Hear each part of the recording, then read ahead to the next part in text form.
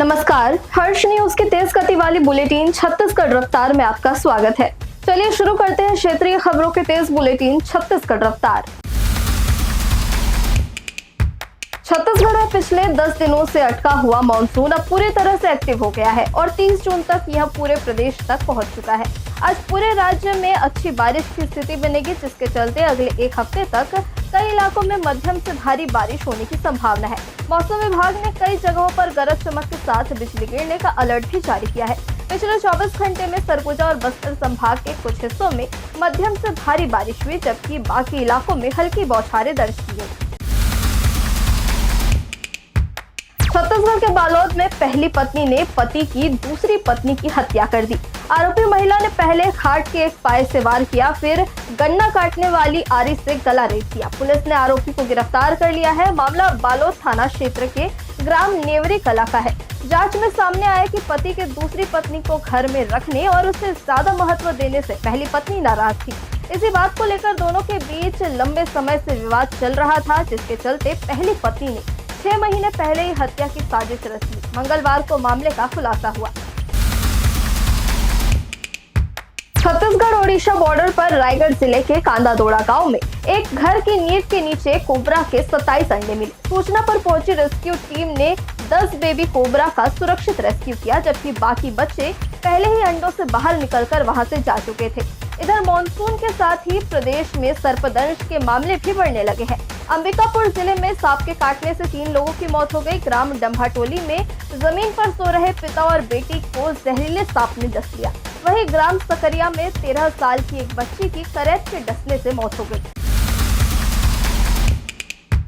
छत्तीसगढ़ के कोरिया जिले में बीजेपी नेता समेत 3 लोगों की हत्या के मामले में साय सरकार ने केंद्रीय जांच ब्यूरो यानी सीबीआई जांच को मंजूरी दे दी है। पीड़ित परिवार इस मामले की सीबीआई जांच की मांग कर रहा था। दरअसल 16 जून की रात नौगाई गांव में आरोपियों ने रेत तस्करी विवाद में फॉर्च्यूनर में पेट्रोल डालकर आग लगा दी थी। कार में एक ही परिवार के 5 लोग सवार थे। हादसे में भाजपा नेता लल्ला सिंह और नागेंद्र सिंह की जलने से मौत हो गई। वहीं आरोपियों ने लल्ला सिंह के भाई का गला फरसे से काट दिया था। इस केस में अब तक 12 आरोपियों की गिरफ्तारी हो चुकी है। रायपुर रेलवे स्टेशन का एक वीडियो सोशल मीडिया पर तेजी से वायरल हो रहा है, जिसमें इनोवा पार्सल ऑफिस की ओर से स्टेशन परिसर में दाखिल होकर प्लेटफॉर्म नंबर 1 पार करते हुए रेलवे ट्रैक तक पहुंच जाती है। कुछ देर के लिए कार ट्रैक के बीच में फंसी भी दिखाई देती है। राहत की बात यह रही कि उस समय उस ट्रैक पर कोई ट्रेन नहीं आ रही थी, जिससे बड़ा हादसा टल गया। बताया जा रहा है कि यह घटना दोपहर करीब 1 बजे की है। वीडियो में कार प्लेटफॉर्म से होते हुए ट्रैक की ओर जाती नजर आ रही है। घटना का वीडियो सामने आने के बाद रेलवे सुरक्षा बल ने मामले में कार्रवाई शुरू कर दी है। मध्य भारत के सबसे संवेदनशील टाइगर कॉरिडोर में सक्रिय अंतरराज्यीय वन्य जीव तस्करी गिरोह का पर्दाफाश हुआ है। 2 भागों की खाल के साथ पकड़े गए दोनों आरोपी शुरुआती जांच में पुलिस विभाग से जुड़े कर्मचारी निकले हैं। एक आरोपी के घर से पेंगोलिन के शल्क भी मिले हैं। इससे आशंका बढ़ी है कि गिरोह सिर्फ बाघों का शिकार नहीं कर रहा था, वह अनुसूची 1 के कई दुर्लभ वन्य जीवों की तस्करी में भी शामिल था। उदंती सीता नदी टाइगर रिजर्व की एंटी पोचिंग टीम ने ऑपरेशन सेफ पैसेज के तहत कार्रवाई की। कोरबा में मंगलवार रात घंटाघर चौक स्थित वर्धमान ज्वेलर्स के सामने स्ट्रीट लाइट के खंभे में करंट प्रवाहित होने से एक गाय की मौत हो गई। स्थानीय लोगों ने बचाने का प्रयास किया, लेकिन असफल रहे। घटना के बाद मौके पर भीड़ जमा हो गई और लोगों ने बिजली विभाग पर लापरवाही के आरोप लगाए। पहली घटना से कुछ ही घंटे पहले पोड़ी बहार क्षेत्र के स्वागत द्वार के पास भी इसी तरह की घटना हुई। करंट प्रवाहित स्ट्रीट लाइट पोल की चपेट में आने से एक अन्य गाय की भी मौत हो गई। लगातार हुई इन घटनाओं से नगर निगम और विद्युत विभाग की कार्यप्रणाली पर गंभीर सवाल उठे हैं।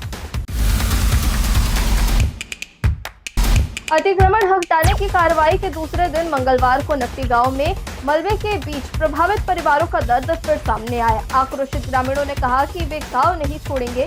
अतिक्रमण तोड़े जाने के दूसरे दिन कांग्रेस नेताओं ने नकटी में ग्रामीणों के बीच पहुंचकर लड़ाई लड़ने की बात कही। इनमें पूर्व मुख्यमंत्री भूपेश बघेल, कांग्रेस प्रदेश अध्यक्ष दीपक बैज, पूर्व मंत्री सत्यनारायण शर्मा, पूर्व विधायक धर्मेंद्र साहू, विकास उपाध्याय समेत बड़ी संख्या में कांग्रेस नेता और कार्यकर्ता गांव पहुंचे। इस मौके पर भूपेश बघेल ने आरोप लगाया कि भाजपा की गुटबाजी से ग्रामीणों के मकान तोड़े गए हैं।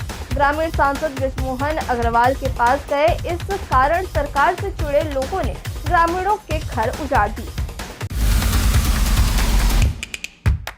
बलरामपुर रामानुजगंज जिले में जल संसाधन विभाग की भालागिरवानी नहर परियोजना के तहत लगभग 5 करोड़ रुपए की लागत से बन रही कंक्रीट नहर पहले ही मूसलाधार बारिश में क्षतिग्रस्त हो गई।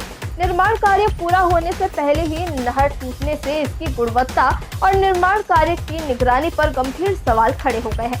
ग्रामीणों के अनुसार जिस नहर से वर्षा तक भाला और विजयनगर क्षेत्र के सैकड़ों किसानों को सिंचाई सुविधा मिलने की उम्मीद थी, वह पहले ही बारिश का दबाव नहीं झेल सकी।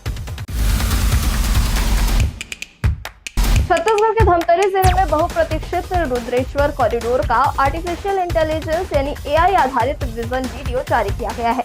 वीडियो में भविष्य में विकसित होने वाले रुद्रेश्वर महादेव मंदिर परिसर का भव्य स्वरूप दिखाया गया है, जिसमें धार्मिक आस्था के साथ आधुनिक पर्यटन सुविधाओं का समावेश नजर आता है। जारी विजन वीडियो में महानदी के तट पर विशाल महादेव प्रतिमा, आकर्षक घाट, गंगा आरती, उज्जैन महाकाल कॉरिडोर की तर्ज पर भव्य प्रवेश द्वार, सुंदर उद्यान, चौड़ी सड़कें, सुसज्जित मंदिर परिसर और पर्यटकों के लिए आधुनिक सुविधाओं का प्रस्तुतिकरण किया गया है।